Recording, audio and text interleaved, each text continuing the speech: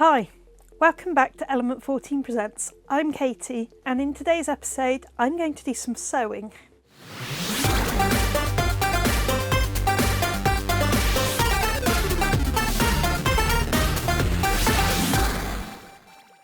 I recently saw this embroidery kit and I really liked the space design, but then I noticed that some of the stars are silver and some of them are yellow. I've always thought it'd be cool to do something interactive with conductive thread. So it started making me wonder if I could replace the silver thread with conductive thread. It still looks silver, but I'd be able to interact with the embroidery. This kit says it's suitable for beginners. I would imagine you could integrate many different embroidery sets with sewable electronics. So if you can't get this exact kit, then something else would probably work. But I'm doing this one. The kit says it comes with the hoop, pre-printed fabric and all the thread needed. It mixes this set with the Adafruit FLORA electronic set. I'm going to add a few extra of the Neopixel lights. So I'm going to get started with having a look at the Adafruit FLORA board and if I can get the touch working correctly, because to get this all working that's going to be fairly crucial. And then I'm going to see if I can add some sensors that will let it interact with the real world. So I'm thinking a temperature sensor might be cool, so it can actually be useful as well as being able to interact. It can show the temperature of the room that it's in. Let's get started.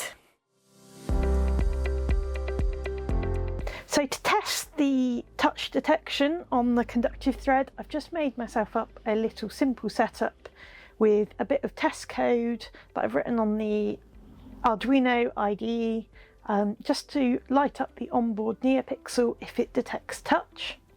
So let's have a look at that. I've connected to pins 9 and 10, and these have got a 1 meg resistor between the pads, and then from pin 10 side of the resistor I've got connected in my conductive thread. And now if I touch the chain stitching, the red light comes on, and that's really quite good. It's not overly sensitive that if I brush it, but if I give it a not ridiculously firm but a good press, it will come on. Now just as a check, I'm going to try the straight stitching as well. So again, resistor between the two same pads, but on the blue crocodile clip side of the resistor I've connected in the conductive thread, and if I press that again, it detects the press with about the same sensitivity, so I don't think it will actually matter which sort of stitching I do, just as long as it's one continuous piece of thread. So I can pick whatever looks best for the embroidery. It's going to be nice and straightforward to adapt the circuit to have the conductive thread. The areas that should be silver are going to be conductive thread, and the rest of the areas are going to be sewn as normal. So I'm going to get on with the normal stitching first, and then I'm going to add the conductive thread as the second part of this. So this is the pre-printed fabric that the set came with. The first thing I've got to do is put it in the hoop that came with the kit to keep the fabric taut, and then I can start sewing. So we've got blue thread, purple, green, yellow, orange and pink. I can use the yellow to do the first yellow star, the second yellow star, third yellow star. Now I'm going to replace the silver thread that the kit came with the conductive silver thread from the Adafruit kit, and now I can do the first conductive star, the second, the third and the fourth. So the next picture is, but I suddenly spotted there's a few red spots. After looking everywhere on my desk to work out where the red ink had come from, I worked out that I probably pricked my finger with the needle.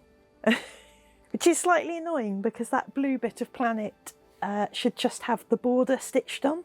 I ran to the 3D printing supplies and got some IPA out to see if I could remove it that way. I've soaked it and dabbed it with cotton buds, but now it's just started to fade the blue. It has faded the red spots, but they're not invisible. I think the only solution is, like these stars are filled with embroidery, I'm going to fill the colour blue instead of leaving it empty. Now the kit only really came with enough blue to do the outline, so we need to go on a little road trip to the local sewing shop. So let's go.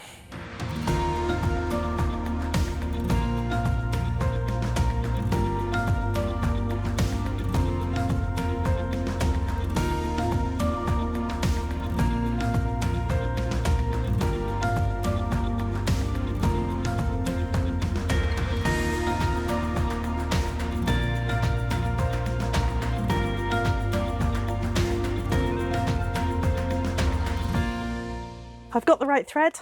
Handily, the sheet that came with the kit actually has the DMC colour code, and the shop I went to sells DMC threads and had that colour code, so I didn't even need to match up the colour. So now let's go in with filling the planet and covering those red spots. Hi, I'm Derek, and this is DC to Daylight, where we explore the world of electronics in the realm of DC, audio frequencies, RF, and into the visible spectrum of light. Here we take electrical engineering topics out of the boring old textbook and bring them into life through demonstration and test. Sometimes we even build stuff, and if there's a way to test the concept at hand, we'll put it on a scope and measure it, and in doing so, hopefully bring it to daylight. So if that sounds like a good time to you, come hang out with me every couple weeks here at Element 14 Presents. Alright, see you there.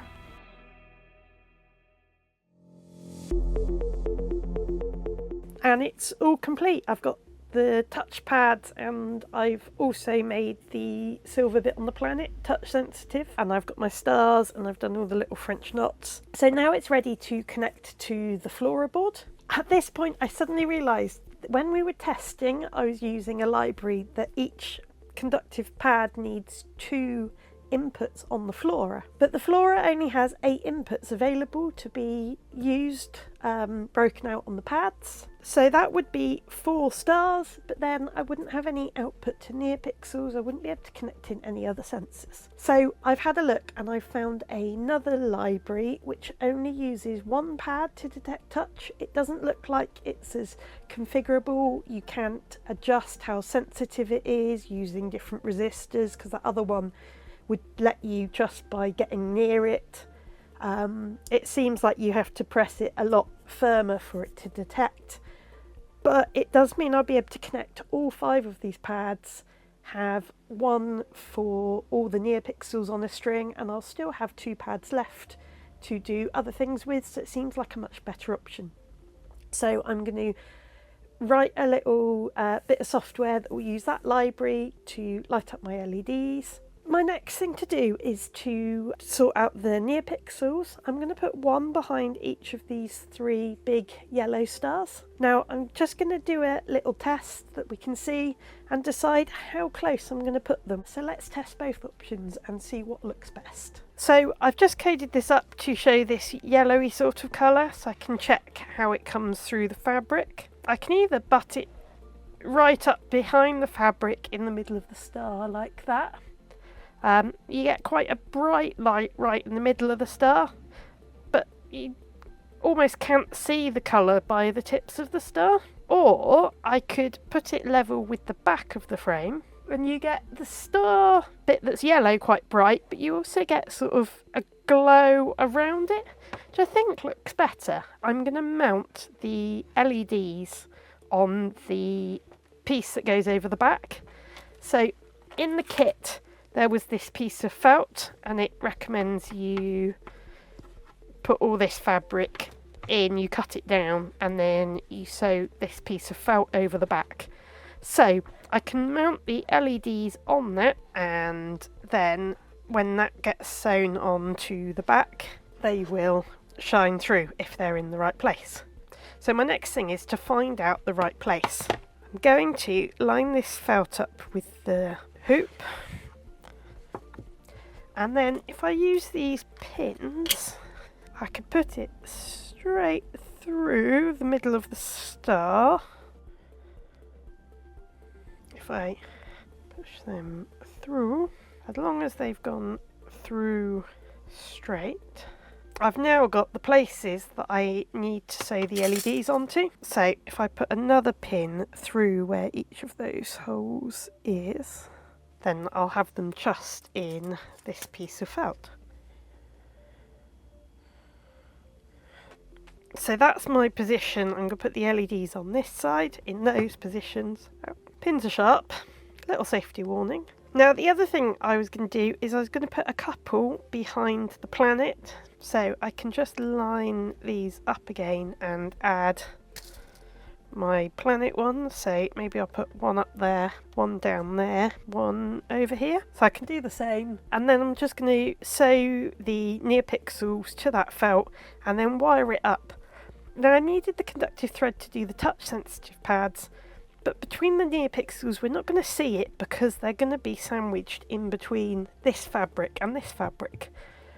So just to help with reliability, I've done stuff with conductive thread and sewing before, and sometimes the conductive thread just isn't quite as good as an actual wire. So between the Neopixels I'm going to solder them up with wire just so it's 100% correct, good connection. Let's get started with that. So the circuit's all wired up.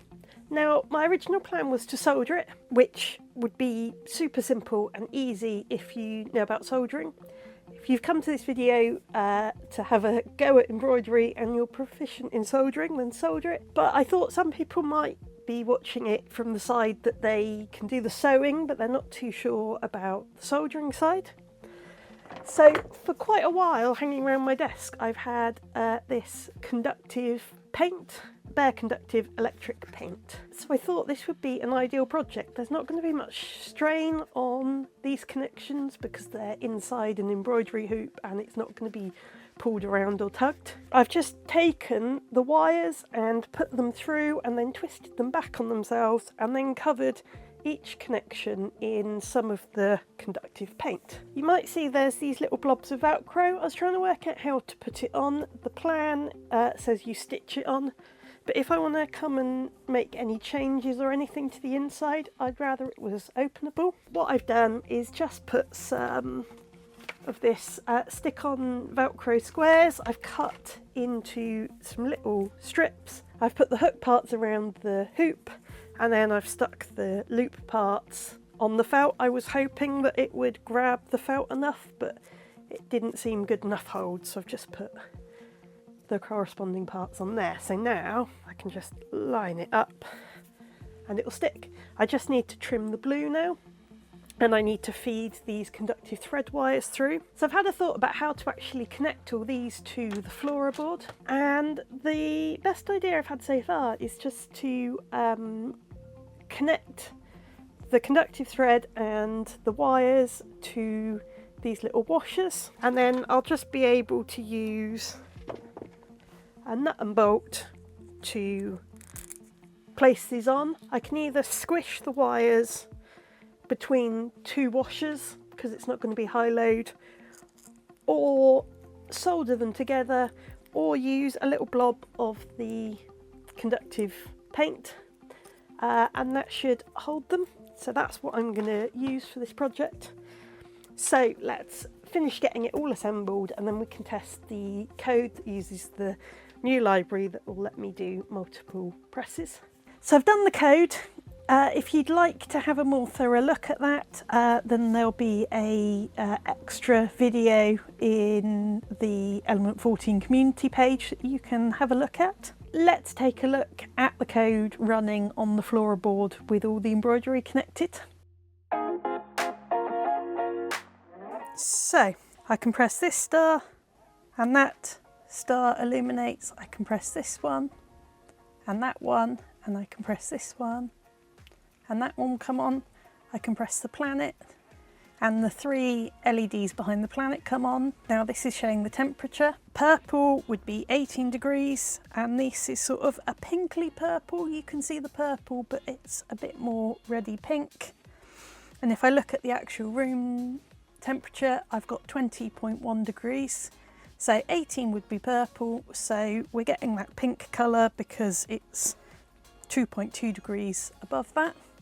So I'm happy that that's showing the temperature correctly. And then I can press the planet and turn it off, and press this one and turn the stars off, and it's back to being a normal embroidery. I'm really pleased with how this project's gone. Doing full embroidery was interesting. I've done sewing before, putting together clothes and things like that, and bags, but I'd never done decorative stitching. So that was a learning curve. It took slightly longer than it should have because I had to cover the stains I made on the fabric. Now that's all sorted, I'm really pleased with how it's come out. It looks pretty even without the electronics on, but with the addition of the electronics, I think it's just quite cool.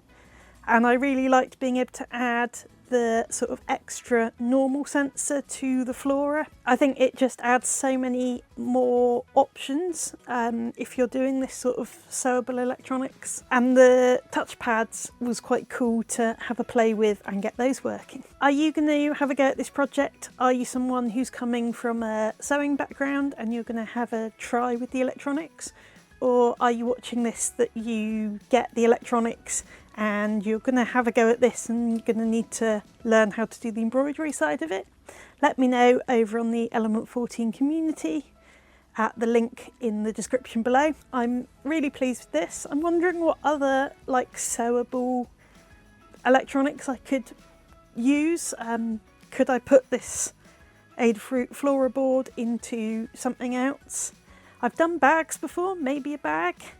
I don't know, let me know what you think in the comments, but for now that's all. So I'll see you next time. Bye.